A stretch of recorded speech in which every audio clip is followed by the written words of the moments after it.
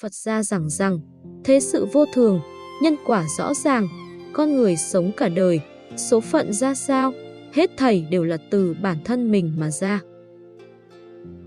Trong con sông dài của sinh mệnh, chúng ta gieo xuống nhân nào thì tất sẽ thu hoạch được quả đó, có trả giá, tất sẽ có hồi báo, không con đường nào là uổng công vô ích, mỗi một bước đi đều có ý nghĩa.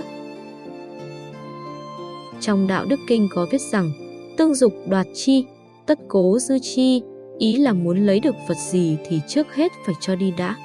Câu nói vừa chỉ ra một đạo lý, cũng là lời răn dạy con người rằng chỉ có nỗ lực vì mình và mọi người, dấn thân trả giá thì mới đạt được kết quả như mong muốn. Tuy nhiên trong cuộc sống hiện thực, con người ta đều hy vọng người khác vì mình mà trả giá, vì mình mà nỗ lực, nhưng bản thân lại thường không nguyện ý cho đi. Tác giả nổi tiếng người Nhật Murakami Haruki được sinh ra trong một gia đình có cha mẹ đều là giáo viên dạy môn văn học. Ngay từ nhỏ, ông đã rất thích sáng tác tiểu thuyết. Ông mong ước mình có thể trở thành một tác giả xuất sắc, nhưng con đường ấy cũng không thuận lợi như ông tưởng tượng. Trước khi bắt đầu viết tiểu thuyết, Haruki từng kinh doanh một cửa hàng. Lúc ban đầu, ông mở cửa hàng này vì nhu cầu kiếm sống cho bản thân và gia đình. Ông duy trì việc kinh doanh trong khoảng 10 năm. Tưởng chừng như công việc ấy không có liên quan gì đến sáng tác tiểu thuyết, nhưng sau này, khi viết tiểu thuyết ông mới phát hiện ra rằng chính trong thời gian kinh doanh đó, ông đã có cơ hội quan sát tiếp xúc với nhiều người và nhận ra tầm quan trọng của việc chung sống và giúp đỡ mọi người xung quanh.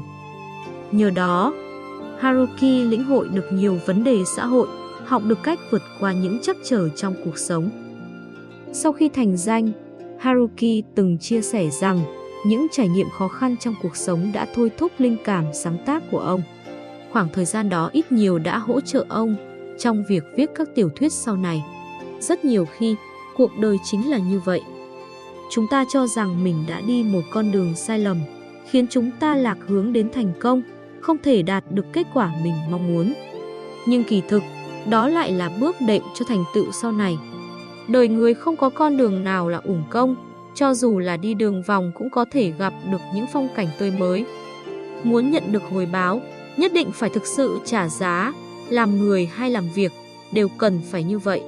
Trên thế giới này, căn bản không có thứ gì là cho không, cũng không có việc gì là không có hồi đáp.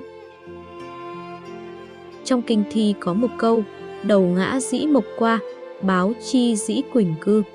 Phỉ báo dã, vĩnh dĩ vi hảo dã, tức là người tặng ta quả mộc qua, thì ta đáp lại bằng ngọc cư đẹp đẽ, không phải vì để đáp tạ, mà vì trân trọng mối giao hảo lâu dài.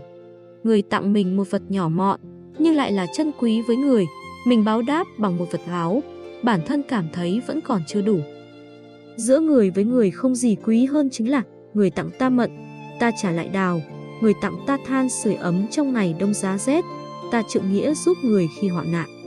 Trong tác phẩm Hồng Lâu Mộng, có một đoạn tình tiết ấm lòng như vậy.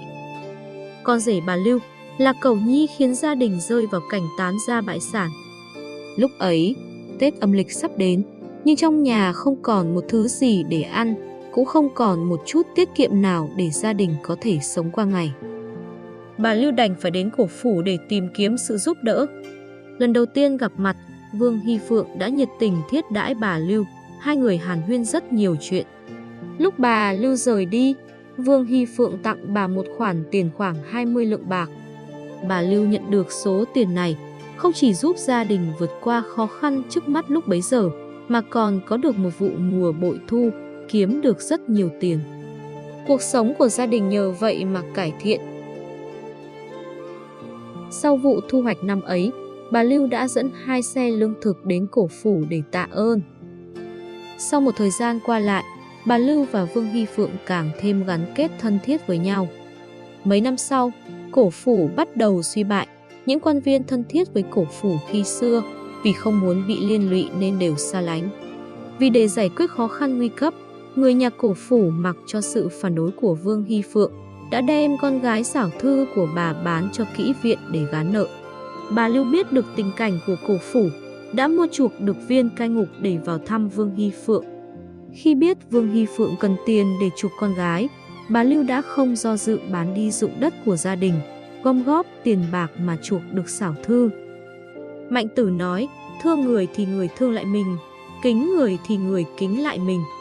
Vô luận là người nhà hay bạn bè, muốn duy trì mối quan hệ được lâu dài thì không thể thiếu tấm chân tình, biết cho đi, thực tâm nỗ lực và giúp đỡ mọi người xung quanh, thì tương lai nhất định sẽ có được báo đáp tương ứng.